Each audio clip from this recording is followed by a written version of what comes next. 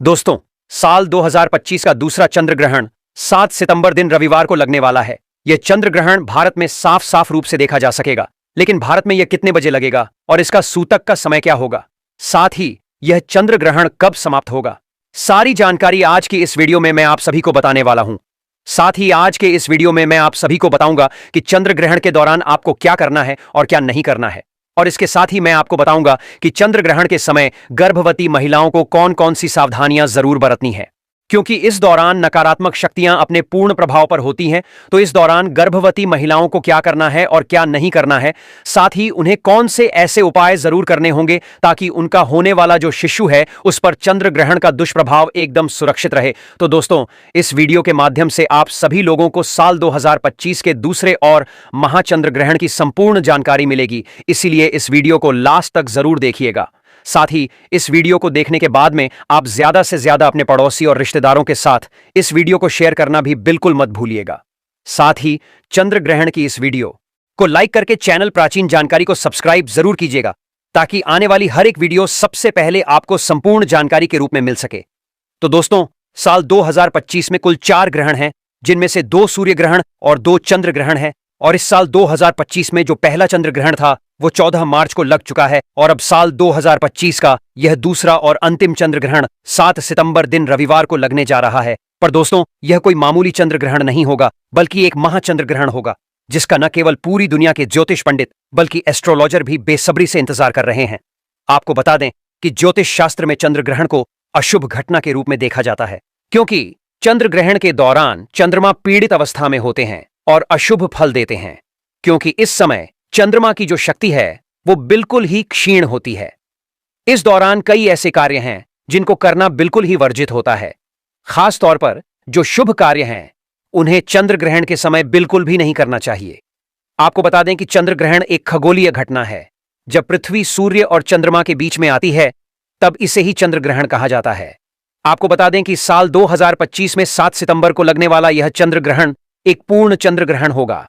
इसमें पृथ्वी चंद्रमा को पूरी तरीके से ढक लेगी, और 7 सितंबर का लगने वाला यह चंद्र ग्रहण भाद्रपद मास के शुक्ल पक्ष की पूर्णिमा तिथि को लगेगा। चलिए अब जान लेते हैं कि 7 सितंबर को लगने वाला यह चंद्र ग्रहण कहां कहां पर दिखाई देगा।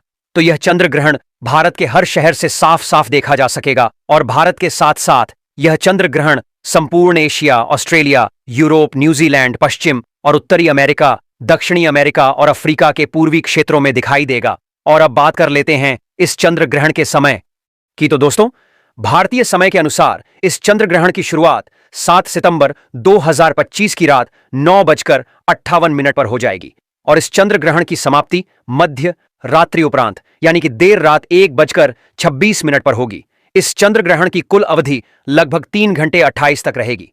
और बात कर लें इस चंद्र ग्रहण के सूतक काल की, तो देखिए, जब सूर्य ग्रहण लगता है तो उसका जो सूतक काल होता है वो 12 घंटे पहले से मान्य होता है, लेकिन चंद्र ग्रहण में सूतक काल 9 घंटे पहले से ही मान्य होता है। और क्योंकि यह चंद्र ग्रहण भारत में दिख रहा है, इसलिए भारत में भी इस चंद्र ग्रहण का सूतक काल बिल्कुल ही मान्य होगा। इस बात का आप थोड़ा सा ध्यान रखिएगा। बात कर ले सूतक काल के समय की, तो आपको बता दूं कि इस चंद्र ग्रहण का सूतक काल की शुरुआत 7 सितंबर 2025 की दोपहर 12:19 पर हो जाएगा, और सूतक काल की समाप्ति ग्रहण के साथ ही 7 सितंबर 2025 की मध्य रात्रि उपरांत यानी कि देर रात 1:36 पर होगी। इसलिए दोस्तों, इस बात का खास रूप से ध्यान रखिएगा कि भारत में सूतक काल और ग्रहण के सारे नियम मान्य होंगे। भारत में रहने वाले लोगों को इस चंद्र ग्रहण के समय विशेष रूप से सावधानी बरतनी होगी। खासकर गर्भवती महिलाओं को इस समय विशेष सावधानी बरतने की आवश्यकता होती है, क्योंकि ग्रहण का सीधा प्रभाव गर्भ में पल रहे शिशु पर पड़ता है। इसलिए चंद्र ग्रहण के समय गर्भवती महिलाओं को चांद की रोशनी में नहीं जाना चाहिए, और अपने गर्भ पर ग्रहण की छाया तो बिल्कुल ही नहीं पड़ने देनी चाहिए।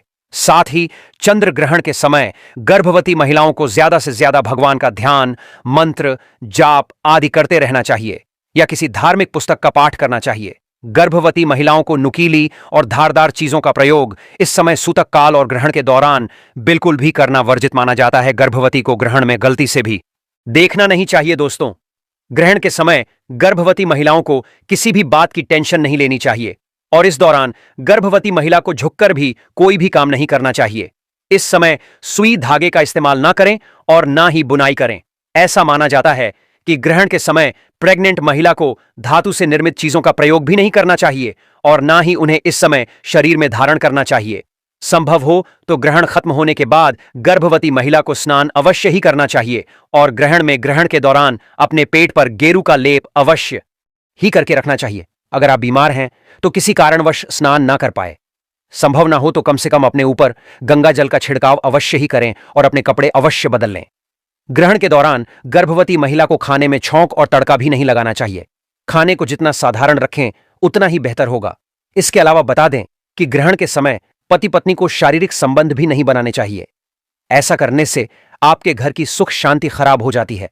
यदि आपकी कुंडली में कोई दोष है तो इस समय ग्रहण के दौरान आप घर से बाहर ना निकलें। खासकर जिनकी कुंडली में राहु केतु का प्रभाव ज्यादा हो, आपको बता दें कि ग्रहण के दौरान तेल मालिश भी नहीं करनी चाहिए।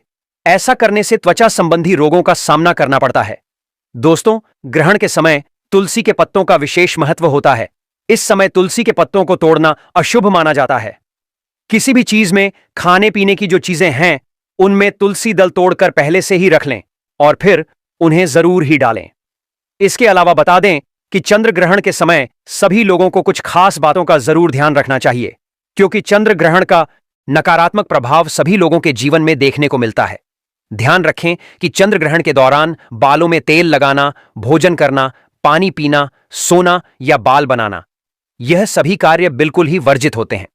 इस दौरान कपड़े धोना, बर्तन धोना, खाना बनाना या फिर ताला खोलना और दंत मंजन करने की भी मनाही की जाती है। अगर आप बीमार हैं, बुजुर्ग हैं या बच्चे हैं या फिर गर्भवती महिला हैं और इस समय ग्रहण के समय कुछ भी खाने पीने की आवश्यकता हो तो आप ग्रहण के सूतक काल लगने से पहले ही खाने पीने की पूरी तैयारी कर लें और हर एक खाने पीने के सामान में तुलसी दल डालना बिल्कुल भी ना भूलें। इससे उन अन्न और जल में ग्रहण का दोष नहीं लगता है और आप ग्रहण की नकारात्मकता से एकदम सुरक्षित रहेंगे। दोस्तों, इसके अलावा चंद्र ग्रहण के समय कोई भी शुभ कार्य नहीं करना चाहिए। आपको बता दें कि ग्रहण के दौरान पूजा भी निषेध मानी गई है। इस दौरान आरती, पूजा पाठ करने की मनाही होती है। इस दौरान मूर्ति का स्पर्श करना बिल्कुल ही वर्जित होता है, क्योंकि इस समय प्रकृति सबसे ज्यादा संवेदनशील स्थिति में होती है। यही कारण है कि इस दौरान पेड़ पौधे, फूल, पत्ते तोड़ना नहीं चाहिए। शास्त्रों के अनुसार चंद्र ग्रहण के दौरान नाखून काटना, बाल काटना, दाढ़ी बनाना अशुभ माना जाता है। आप ग्रहण के समय मांस, मछली, मदिरा आदि का सेवन भी ना करें। ग्रहण की अवधि में यह सब चीजें नहीं खानी चाहिए। सिगरेट और शराब जैसे नशीले पदार्थों से भी बचना चाहिए। चंद्र ग्रहण के दौरान आपको किसी भी तरह का मनोरंजन भी नहीं करना चाहिए। कुछ लोग टाइम पास करने के लिए जुआ या ताश आदि खेलते हैं, जो कि बहुत ही गलत होता है। आपको बता दें कि ग्रहण के समय किसी दूसरे का दिया हुआ अन्न भी नहीं खाना चाहिए, वरना आपके ऊपर भार पड़ता है और 12 वर्षों का पुण्य नष्ट हो जाता है। एक बात का ध्यान रखें कि ग्रहण के दौरान बाहर का खाना भी नहीं खाना चाहिए। इस दौरान सोना नहीं चाहिए, लेकिन गर्भवती महिला, बूढ़े और बच्चों पर यह नियम लागू नहीं होता है। दोस्तों, ग्रहण के समय जितना हो सके ईश्वर का ध्यान करना चाहिए। ग्रहण के समय लड़ाई झगड़ा भी नहीं करना चाहिए। इस दौरान झूठ, कपट, बुरे विचारों से परहेज करें।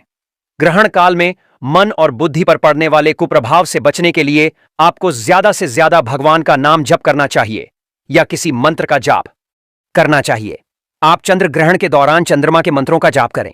एक मंत्र मैं आप सभी को बता रहा हूं, इसे आप कहीं नोट कर लें और चंद्र ग्रहण के दौरान आप इसका जाप कर सकते हैं।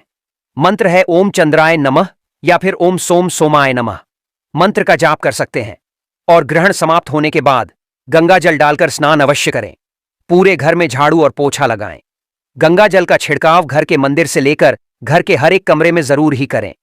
इसके बाद आप किसी जरूरतमंद, गरीब या ब्राह्मण को अन्य धन और वस्त्र का दान करें। इससे आपको पुण्य की प्राप्ति होगी। और अब बात कर लेते हैं चंद्र ग्रहण के दौरान आप किन उपायों को करके अपने जीवन के हर एक प्रकार के कष्ट से मुक्ति पा सकते हैं और अपनी मनवांछित इच्छाओं को पूर्ण करवा सकते हैं। देखिए, इस दौरान प्रकृति बहुत ही संवेदनशील होती है। इस दौरान किया गया कोई भी उपाय कभी विफल नहीं जाता है। तो इस समय आप धन लाभ के लिए ग्रहण के समय श्री सूक्त का पाठ करें। इससे धन के कई तरीके से लाभ होते हैं और पैसे रुपए से जुड़े हुए जितने भी ब्लॉकेज आपके जीवन में आपकी कुंडली में लगे हुए हैं वह अपने आप ही खुल जाते हैं। सुख समृद्धि के लिए ग्रहण के समाप्त होने के बाद गाय माता को गुड़ और रोटी अवश्य ही खिलाएं। इससे घर में सुख समृद्धि की प्राप्ति होती है। नजर दोष से मुक्ति पाने के लिए ग्रहण के बाद काले तिल और सरसों के तेल का दीपक पीपल वृक्ष के नीचे जरूर जलाएं। इससे नजर दोष की समस्या से आपको मुक्ति मिलती है। चंद्रमा के दोष, कुंडली में मांगलिक दोष हो या फिर चंद्र दोष हो, तो इसके निवारण हेतु ग्रहण के समय चंद्र मंत्र का जाप करें और चांदी के बर्तन में दूध भरकर शिवलिंग पर अर्पित कीजिए। इससे चंद्र दोष बिल्कुल ही समाप्त हो जाएगा। स्वास्थ्य लाभ हेतु अगर घर परिवार में कोई बहुत ज्यादा बीमार रहता है तो ग्रहण समाप्त होने के बाद स्नान कर गंगाजल छिड़कें और भगवान विष्णु का ध्यान करें।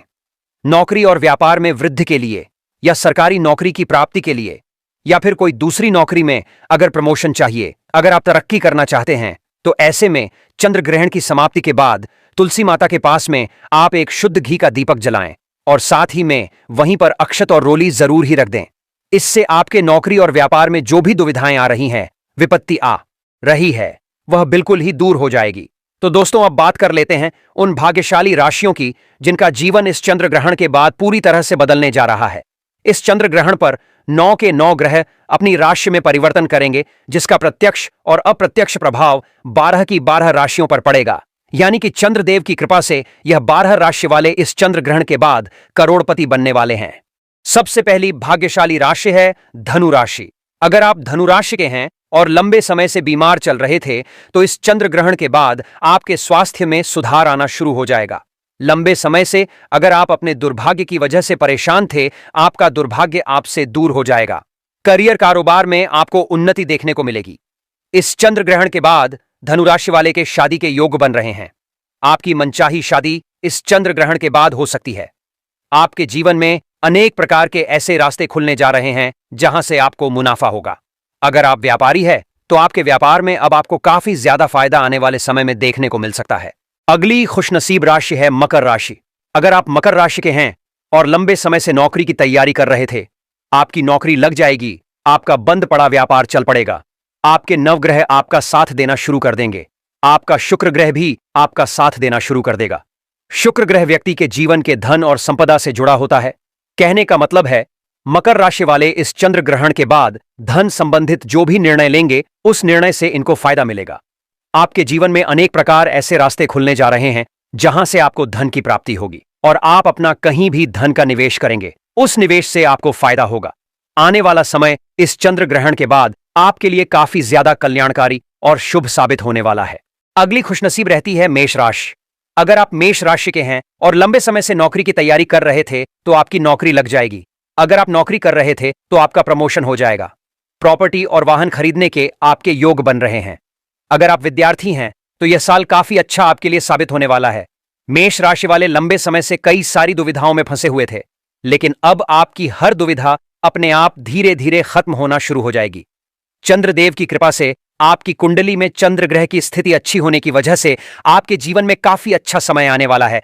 अब आने वाले समय में आपको अनेक प्रकार की सफलताएं प्राप्त हो सकती हैं। अगली खुशनसीब राशि है कन्या राशि। अगर आप कन्या राशि के हैं, तो आपके विदेशी यात्रा पर जाने के योग बन रहे हैं। आपको राजनीतिक लाभ होगा। आपका बंद पड़ा व्यापार चल पड़ेगा। आपके विरोधी, आपके दुश्मन आपके सामने घुटने टेक देंगे। करियर कारोबार में आपको उन्नति देखने को मिलेगी। लंबे समय से अगर आप बीमार चल रहे थे, आपकी बीमारी से आपको मुक्ति मिल जाएगी। अचानक से आपके जीवन में आपको बड़ा धन लाभ हो सकता है। अगर कन्या राशि वाले लंबे समय से विदेश में पढ़ने का सपना देख रहे थे, तो इस चंद्र ग्रहण के बाद आपका यह सपना जरूर पूरा हो जाएगा और आप विदेश में जाकर पढ़ सकते हैं एवं आपकी विदेश में अच्छी नौकरी भी लग सकती है। अगर आप तुला राशि के हैं दोस्तों, तो आपकी शादी के योग इस चंद्र ग्रहण के बाद बन रहे हैं। प्रॉपर्टी वाहन खरीदने के भी योग बन रहे हैं। आपके नवग्रह की स्थिति बहुत अच्छी हो जाएगी। आपके ऊपर शनि दोष, मंगल दोष या कैसा भी दोष है, वह इस चंद्र ग्रहण के बाद अपने आप खत्म हो जाएगा। भगवान चंद्रदेव जी की कृपा से आपकी कुंडली में चंद्रमा की स्थिति बड़ी अच्छी हो जाएगी और जिस व्यक्ति की कुंडली में चंद्रमा उच्च स्थान पर होता है, उस व्यक्ति को जीवन में अनेक प्रकार की सफलताएं और उन्नति देखने को मिलती है। आने वाले समय में तुला राशि वाले अचानक से धन की प्राप्ति कर सकते हैं। आपके पास जो धन आएगा उसमें वृद्धि होगी।